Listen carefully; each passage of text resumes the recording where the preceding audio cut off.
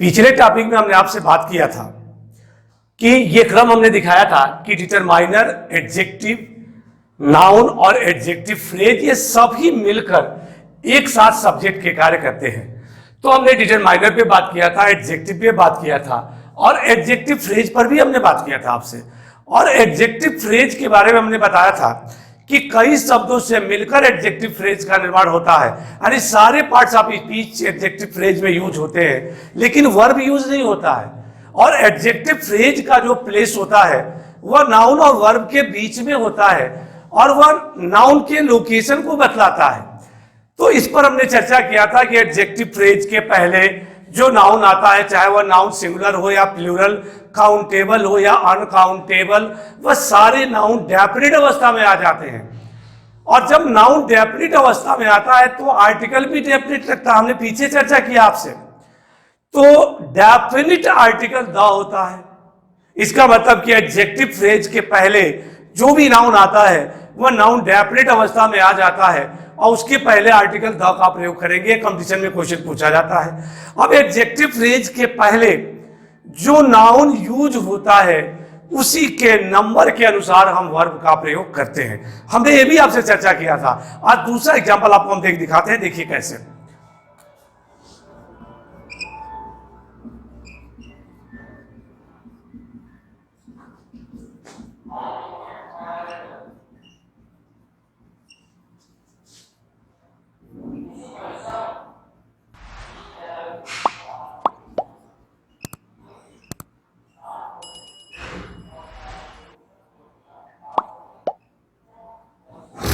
यहां देखें, एक सेंटेंस हमने लिखा, देखिए बड़े सेंटेंस में है कि the students in the corner of this class are very laborious.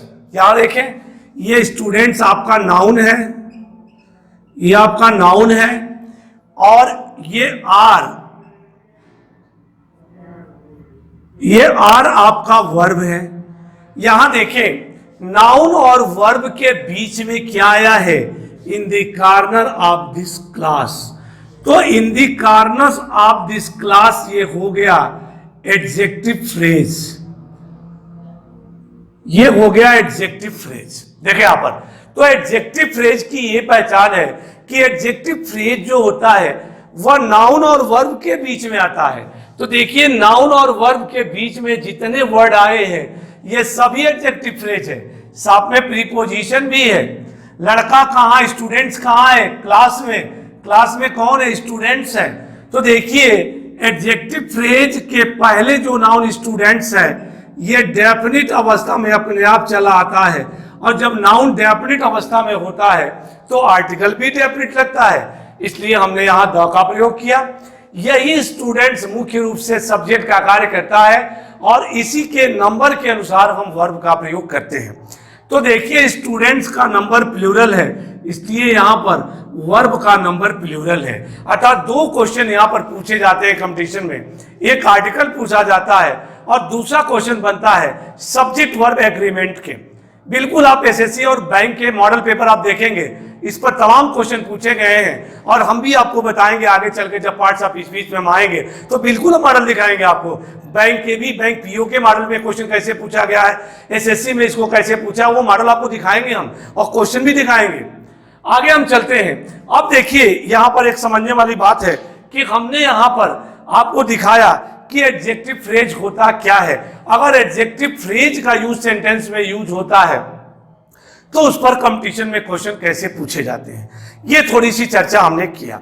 लेकिन हम चर्चा आगे करेंगे। हमने ये लिखा है कि डिटरमाइनर, एडजेक्टिव, नाउन और एडजेक्टिव फ्रेज यह सभी मिल करके एक साथ सब्जेक्ट का कार्य करते हैं। आइए हम देखते हैं कि कैसे एक साथ सब्जेक्ट का कार्य कर रहे हैं और सबका रोल अलग अलग है, सबके नाम है, नाम के अनुसार काम है, काम के अनुसार प्लेस निर्धारित है। बिल्कुल जो हमने शुरू में बात किया था यहां पर अब सिद्ध करने जा रहा हूं मैं। देखें आप,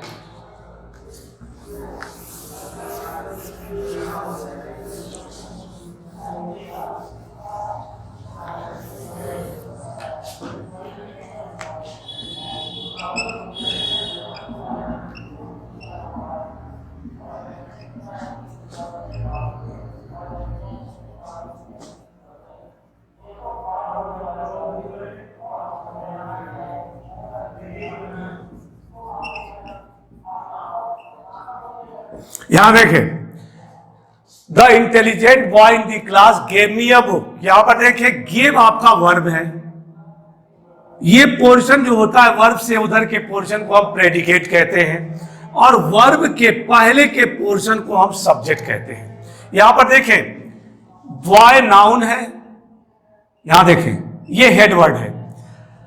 लड़का कैसा है, इंटेलिजेंट है, तो ये आपका एडजेक्टिव हो गया।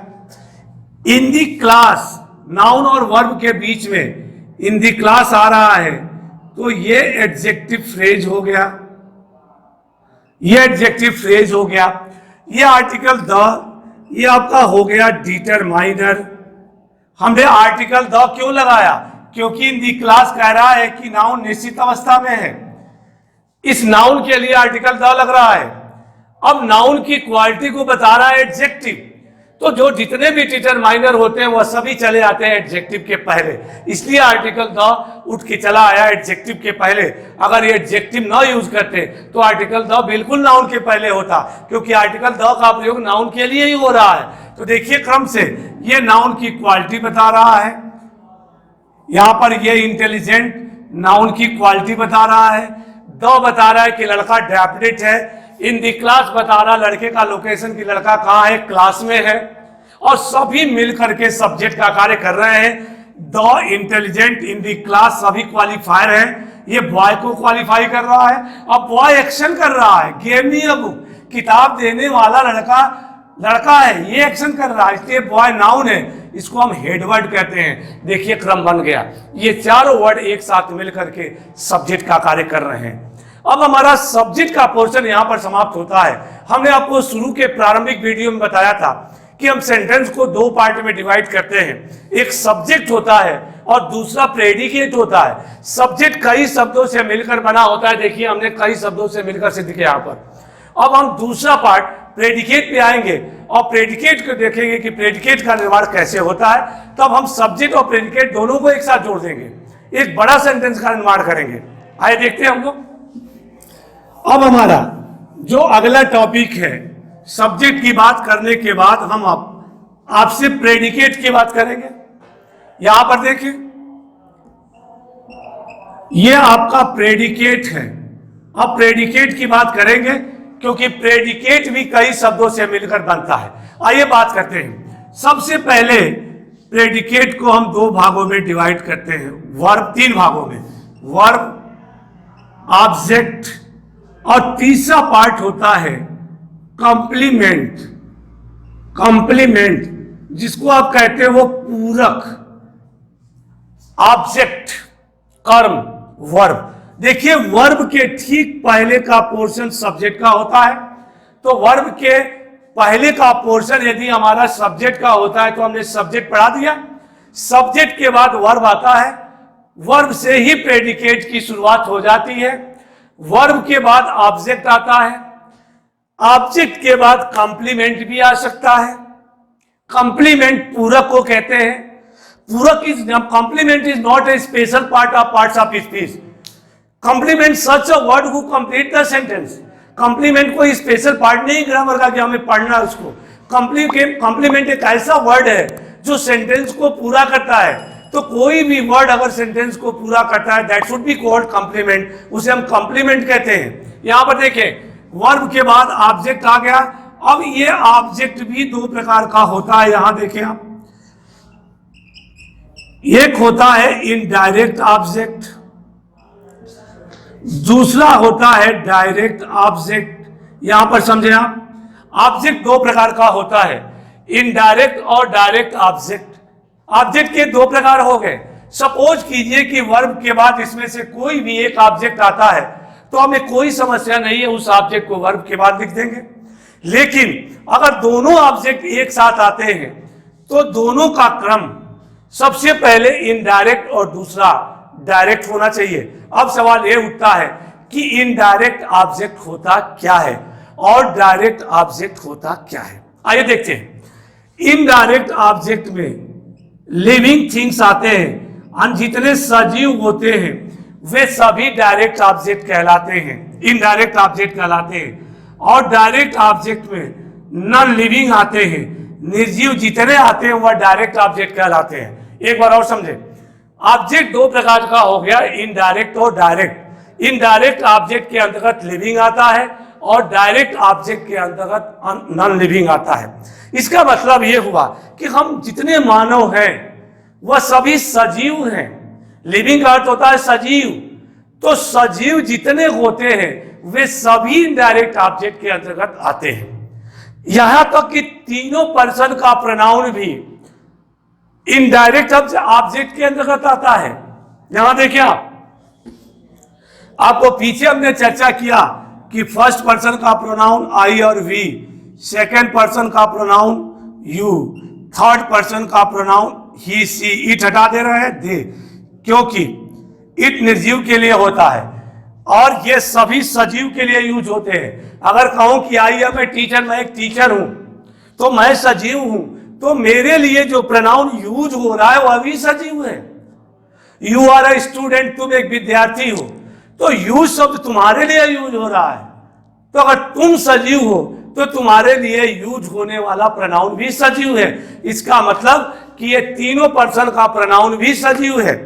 पीछे हमने चर्चा किया था कि जब ये प्रोनाउन आपके वर्ब के बाद आते हैं, जब ये प्रोनाउन वर्ब के बाद आते हैं तो ये प्रोनाउन ऑब्जेक्ट में बदल जाते हैं। अब देखिए, आई का ऑब्जेक्ट मी, वी का ऑब्जेक्ट अस, यू का ऑब्जेक्ट यू, ही का ऑब्जेक्ट हिम, सी का ऑब्जेक्ट हर, दे का ऑब्जेक्ट देम, दे का ऑब्जेक्ट देम। यहां देखें, दे का ऑब्जेक्ट देम।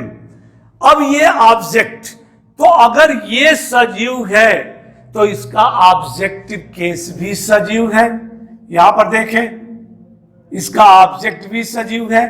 इसका मतलब यह हुआ कि ये जितने भी तीनों पर्सन के प्रोनाउन के ऑब्जेक्ट हैं ये सभी इनडायरेक्ट ऑब्जेक्ट कहलाते हैं। डायरेक्ट ऑब्जेक्ट में नॉन लिविंग आता है, निर्जीव आता है। मार्कर हम लेके लिख रहे हैं, ये मार्कर निर्जीव है। निर्जीव का मतलब निर्जीव, जिसमें जीव ना हो वह सभी डायरेक्ट ऑब्जेक्ट के अंतर्गत आता है। यहां पर देखिए एक नजर और कि अगर तीनों पर, ये आपका इनडायरेक्ट ऑब्जेक्ट और डायरेक्ट ऑब्जेक्ट अगर दोनों एक साथ आते हैं तो दोनों का क्रम एक साथ होगा। सबसे पहले इनडायरेक्ट और डायरेक्ट आएगा। लेकिन यहां एक समझने की बात है कि अगर किसी कारणवश, यहां समझे, अगर किसी कारणवश डायरेक्ट पहले आ गया और इनडायरेक्ट बाद में आ गया तो इसके पहले टू लगाएंगे। अगर टू नहीं लगाएंगे तो सेंटेंस गलत हो जाएगा।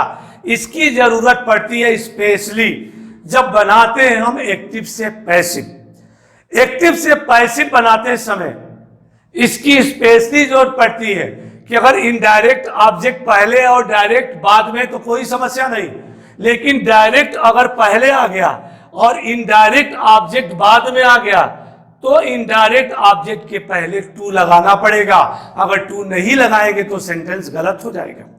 आइए एग्जाम्पल देकर हम समझाते हैं। एक बार और इसको समझ लीजिए कि प्रेडिकेट को हमने तीन पार्ट में डिवाइड किया, वर्ब, ऑब्जेक्ट और कंप्लीमेंट। यहां पर देखें, ऑब्जेक्ट को हमने दो पार्ट में डिवाइड किया, इनडायरेक्ट ऑब्जेक्ट और डायरेक्ट ऑब्जेक्ट। इनडायरेक्ट ऑब्जेक्ट क्या होता है? इनडायरेक्ट ऑब्जेक्ट के अंदर लिविंग थिंग्स आती है, सजीव आते हैं, और तीनों पर्सन के प्रोनाउन के ऑब्जेक्ट भी आते हैं क्योंकि यह भी सजीव है। और डायरेक्ट ऑब्जेक्ट के अंतर्गत नॉन लिविंग आते हैं। अगर दोनों ऑब्जेक्ट एक साथ आता है तो इनडायरेक्ट पहले और डायरेक्ट बाद में आता है। अगर किसी कारणवश डायरेक्ट पहले आ गया और इनडायरेक्ट बाद में आ गया तो उसके पहले ट्रू लगाते हैं। हम सब्जेक्ट की चर्चा आपसे पहले कर चुके हैं। आइए हम एग्जाम्पल देके समझाते हैं आपको।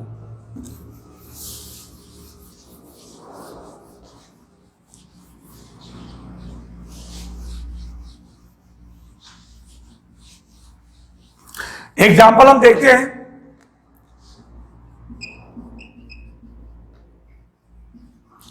Mohan gave me a book. Mohan gave me a book, Mohan ने मुझे एक किताब दिया। कौन दिया? मोहन। तो मोहन आपका सब्जेक्ट हो गया। सब्जेक्ट के तुरंत बाद वर्ब आता है, गेव वर्ब है। अब देखिए मी और बुक दोनों ऑब्जेक्ट एक साथ आ रहा है। किसको दिया? मुझे, मी। तो मैं सजीव हूं तो मेरे लिए यूज होने वाला प्रोनाउन भी सजीव होगा। इसका मतलब कि मी हमारा इनडायरेक्ट ऑब्जेक्ट है। क्या दिया? बुक। बुक निर्जीव है, ये आपका डायरेक्ट ऑब्जेक्ट है। देखिए यहां पर सबसे पहले इनडायरेक्ट आया, उसके बाद डायरेक्ट आया। अगर हम डायरेक्ट को पहले कर दें और इनडायरेक्ट को बाद में करेंगे तो क्या होगा? यहां देखें,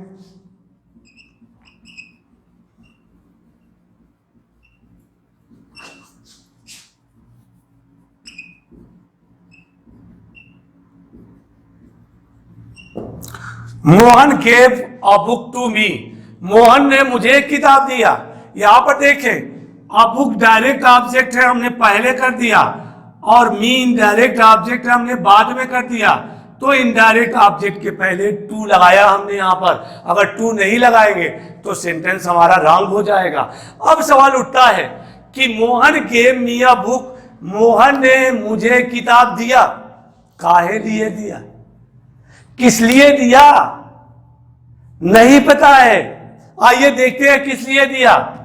हमने एक वर्ड लिखा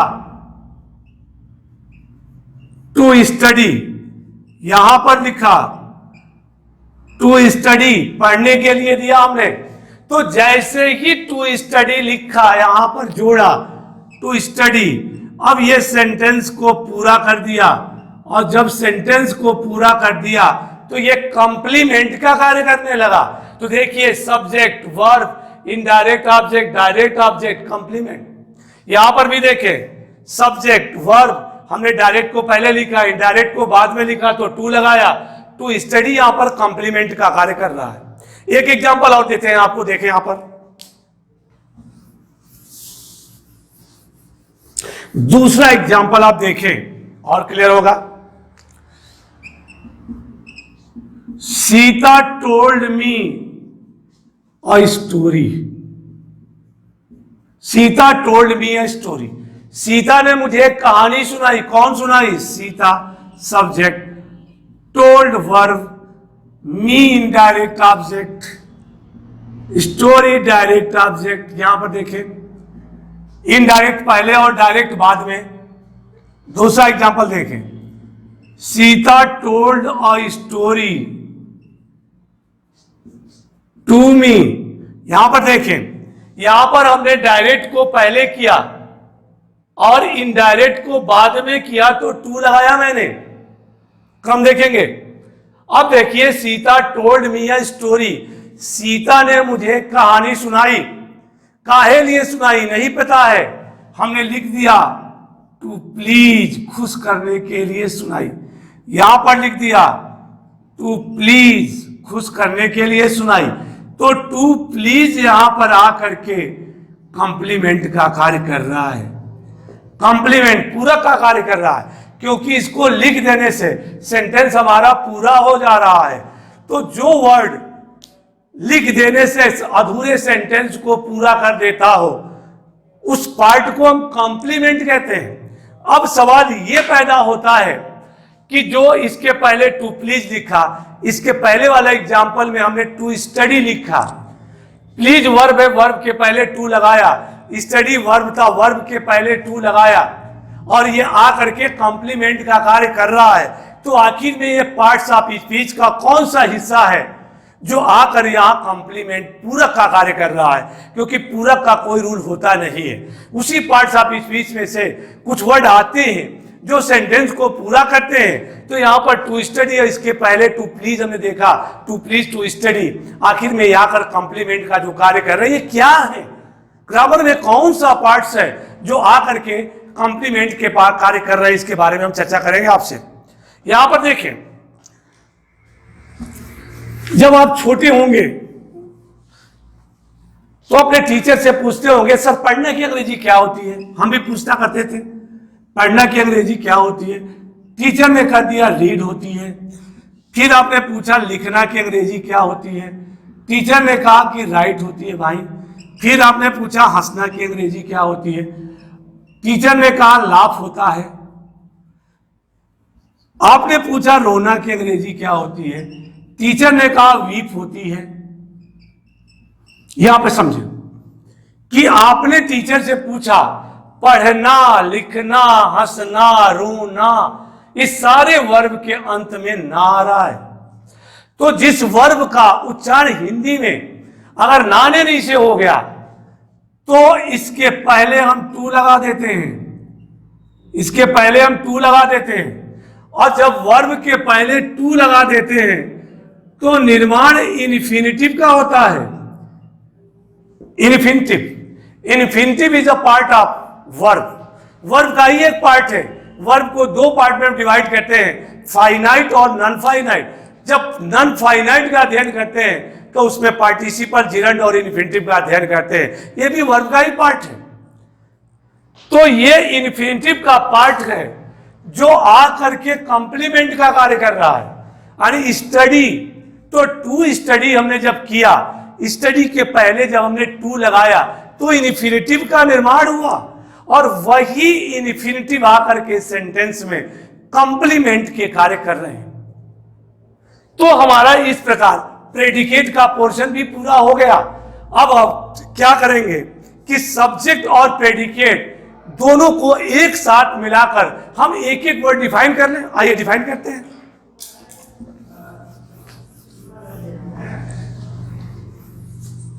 यहां देखें,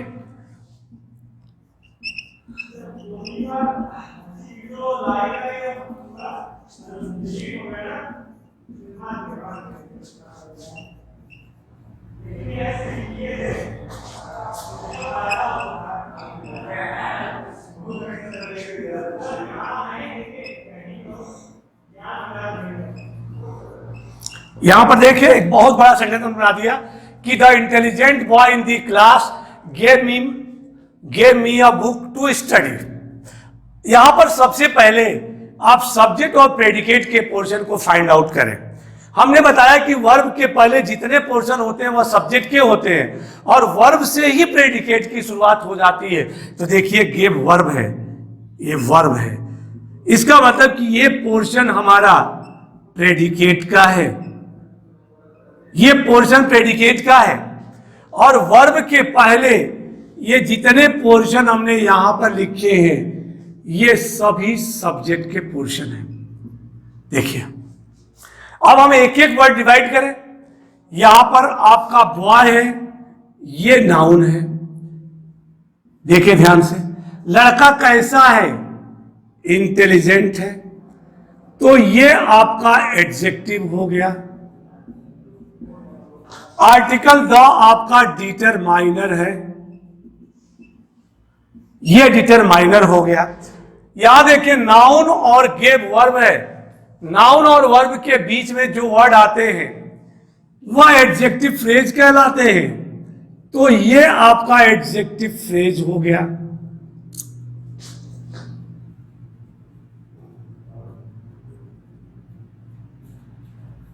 एडजेक्टिव फ्रेज हो गया।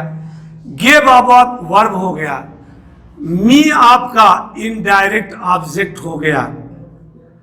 अ बुक आपका डायरेक्ट ऑब्जेक्ट हो गया। और टू स्टडी ये आपका हो गया कंप्लीमेंट, ये कंप्लीमेंट हो गया।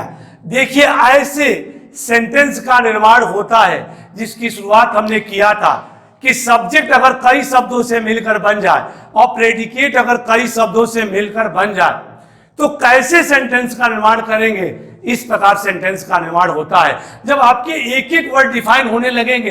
तो चाहे नाउन का स्पॉटिंग इधर हो या प्रोनाउन का स्पॉटिंग इधर हो या एडजेक्टिव का प्रीपोजिशन का इसी एक पॉइंट पे पूछा जाएगा, बाकी सेंटेंस का निर्माण किया ही जाएगा जिसमें सब्जेक्ट आएगा, वर्ब आएगा, ऑब्जेक्ट आएगा, कंप्लीमेंट आएगा, बहुत सारी चीजें आती हैं, वह सब मिलाकर सेंटेंस का निर्माण होगा।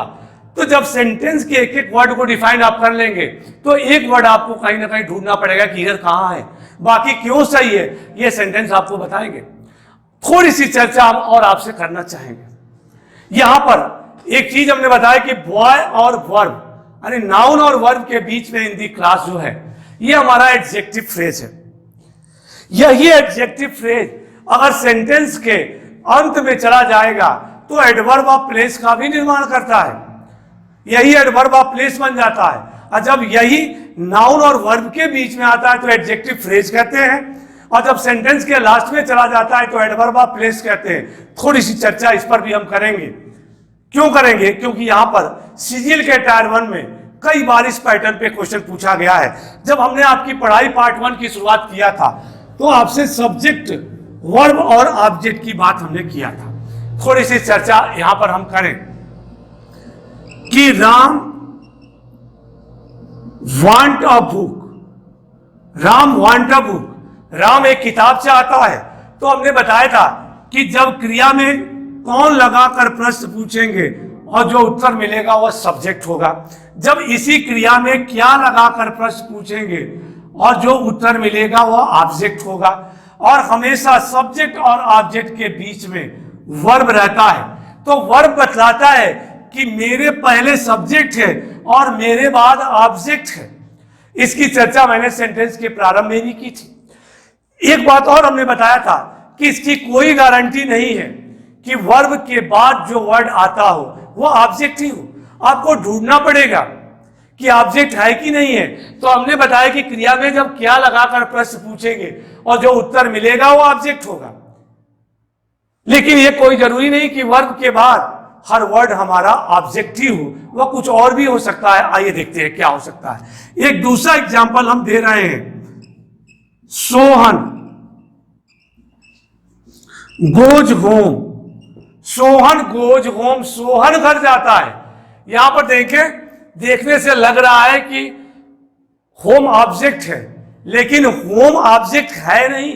आइए इसका हम पता करें कि अगर ऑब्जेक्ट नहीं है तो क्यों नहीं है, और अगर ऑब्जेक्ट नहीं है तो वह क्या है, काम क्या है उसका। यहां पर देखें, सोहन कौन जाता है, सोहन क्रिया में जब कौन लगाकर प्रश्न पूछेंगे और जो उत्तर मिलेगा वह सब्जेक्ट होगा। गोज आपका वर्ब है, कहां जाता है, होम, होम हो गया एडवर्ब। एडवर्ब कई प्रकार के होते हैं। एक एडवर्ब होता है adverb of place, adverb of place, अर्थात जब क्रिया में कहां लगाकर प्रश्न पूछेंगे और जो उत्तर जाए मिलेगा वह होगा एडवर्ब। और एडवर्ब में कौन सा एडवर्ब, एडवर्ब ऑफ प्लेस। और एडवर्ब जितने प्रकार के एडवर्ब हैं वह एडवर्ब कभी ऑब्जेक्ट का काम नहीं करते हैं। इसका मतलब यह हुआ कि जो यहां पर हमारा एडवर्ब ऑफ प्लेस है, एडवर्ब ऑफ प्लेस कभी ऑब्जेक्ट का काम नहीं करता है। इसका मतलब कि होम हमारा ऑब्जेक्ट नहीं है, लेकिन देखने से लग रहा है कि ये ऑब्जेक्ट है। थोड़ा सा ओनली आपको बता दें कि कहा जाए कि we are in the class, हम लोग कक्षा में हैं। कहां है, इन दी क्लास, कक्षा में। तो इन the class adverb of place हो गया।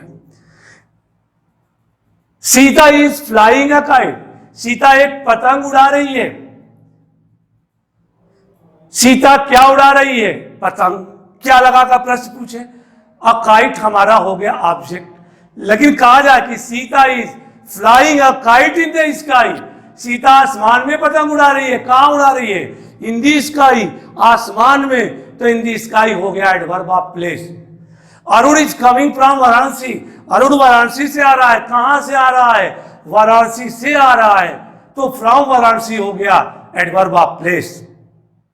Gita is standing on the road, Gita सड़क पर खड़ी है। कहां खड़ी है, सड़क पर।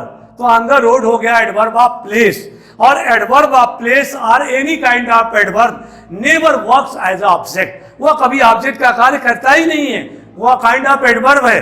अब हम एक नया क्वेश्चन बना देंगे कि अब हम एडवर्ब को ऑब्जेक्ट से जोड़ देंगे। तो जब एडवर्ब को ऑब्जेक्ट से जोड़ेंगे तो एक नया क्रम आप देखें। यहां पर सीजीएल से क्वेश्चन पूछा गया है यहां पर कि सबसे पहले सब्जेक्ट, सब्जेक्ट के बाद वर्ब, वर्ब के बाद ऑब्जेक्ट। अगर ऑब्जेक्ट के साथ एडवर्ब ऑफ प्लेस को हम जोड़ रहे हैं तो एडवर्ब ऑफ प्लेस चला जाता है ऑब्जेक्ट के बाद। आइए देखते हैं। Mohan bought a shirt from Katra, Mohan ने कटरा से एक शर्ट खरीदा। क्रम देखिए, कौन खरीदा? मोहन। मोहन सब्जेक्ट हो गया, सब्जेक्ट के तुरंत बाद वर्ब आता है, बाट वर्ब हो गया। क्रिया में क्या लगाकर प्रश्न पूछेंगे? मोहन ने क्या खरीदा? अ शर्ट। अ शर्ट ऑब्जेक्ट हो गया। कहां से खरीदा? Adverb of place. Adverb of place. जब क्रिया में कहां लगाकर प्रश्न पूछेंगे और जो उत्तर मिलेगा वो एडवर्ब ऑफ प्लेस होगा। क्रम देखिए, सबसे पहले सब्जेक्ट, सब्जेक्ट के बाद वर्ब, वर्ब के बाद ऑब्जेक्ट और ऑब्जेक्ट के बाद एडवर्ब ऑफ प्लेस। ये क्रम अगर सेंटेंस के निर्माण में इसका भी महत्वपूर्ण रोल है। अगर आपने कहीं भी क्रम गलत किया, एरर आ जाएगा, सेंटेंस में एरर आ जाएंगे। अगर आप एडवर्ब ऑफ प्लेस को पहले कर देंगे और ऑब्जेक्ट को बाद में आपने किया तो सेंटेंस में एरर आ गया। आइए दिखाते हैं। और Radha sang a sweet song in the class। Radha sang, Radha गाई। कौन गाई? राधा। राधा सब्जेक्ट हो गया, sang गाई वर्ब हो गया। क्या गाई? A sweet song. A sweet song आपका हो गया ऑब्जेक्ट। ऑब्जेक्ट। कहां गाई? In the class. In the class adverb of place. देखिए क्रम सही है। इस क्रम पर आपके एसएससी सीजीएल में भी क्वेश्चन पूछे गए हैं क्रम करने के लिए। अभी आपको दिखाएंगे क्वेश्चन को। अगर कोई लड़का हमारे वीडियो टेट का देख रहा है तो टेट में क्वेश्चन आता है कि ऑब्जेक्ट फाइंड आउट करो। तो ऑब्जेक्ट फाइंड आउट करने का तरीका क्या है कि जब वर्ब में कौन लगाकर प्रश्न पूछेंगे और जो उत्तर मिलेगा वह सब्जेक्ट होगा। जब उसी वर्ब में क्या लगाकर प्रश्न पूछेंगे, जो उत्तर मिलेगा वह ऑब्जेक्ट होगा। जब उसी क्रिया में कहां लगाकर प्रश्न पूछेंगे और जो उत्तर मिलेगा वह एडवर्ब ऑफ प्लेस होगा। इस प्रकार के क्वेश्चन पूछे जाते हैं। एसएससी वाले लोग आपके लिए क्वेश्चन बता रहे हैं। देखिए यहां पर कैसे सीजीएल ने क्वेश्चन पूछा है। सीजीएल के टायर 1 में इस प्रकार के क्वेश्चन पूछे गए हैं। आपको ये ऐसे ऑप्शन दे देगा। ए दे दिया, you fly in the sky a kite. B option, you a kite. C you fly a kite in the sky. D none of these, इनमें से कोई नहीं। ऐसे सीजीएल के टायर 1 में क्वेश्चन पूछे गए हैं। अब ये पूछ रहा है कि बताओ इसमें कौन सा सेंटेंस सही है, इसमें कौन सा सेंटेंस सही है। इसका मतलब कि इस सेंटेंस को सही करने के लिए हमें सब्जेक्ट वर्ब ऑब्जेक्ट देखना पड़ेगा। यहां पर देखिए, you fly a kite in the sky. कौन उड़ाता है? तुम। यू सब्जेक्ट हो गया, फ्लाई वर्ब हो गया। क्या उड़ाते हो? A kite. A kite object हो गया। कहां उड़ाते हो? इन द स्काई, आसमान में। एडवर्ब ऑफ प्लेस हो गया। इसका मतलब कि हमारा सी पॉइंट सही है। ऐसे सीजीएल के टायर 1 में तमाम प्रकार के क्वेश्चन पूछे गए हैं। ये टॉपिक जो मैंने स्टार्ट किया था सेंटेंस में सब्जेक्ट और प्रेडिकेट, ये सब्जेक्ट और प्रेडिकेट का टॉपिक यहाँ पर समाप्त हो गया। अगले टॉपिक में हम आपसे बात करेंगे कुछ और बेसिक की, क्योंकि बेसिक के बाद ही हम पार्ट्स ऑफ स्पीच पे आएंगे। तब आप पार्ट्स ऑफ स्पीच बड़े अच्छे प्रकार से समझेंगे उसके कॉन्सेप्ट को। तो हम अगले टॉपिक में कुछ नई बातें करेंगे। हमने लास्ट में कॉम्प्लीमेंट की बात किया था, थोड़ी सी और कॉम्प्लीमेंट की अगले टॉपिक पे बात करेंगे, कुछ बेसिक पे बात करेंगे। उसके बाद हम पार्ट्स ऑफ स्पीच पे आएंगे। ओके, नेक्स्ट वीडियो में हमारी मुलाकात होगी।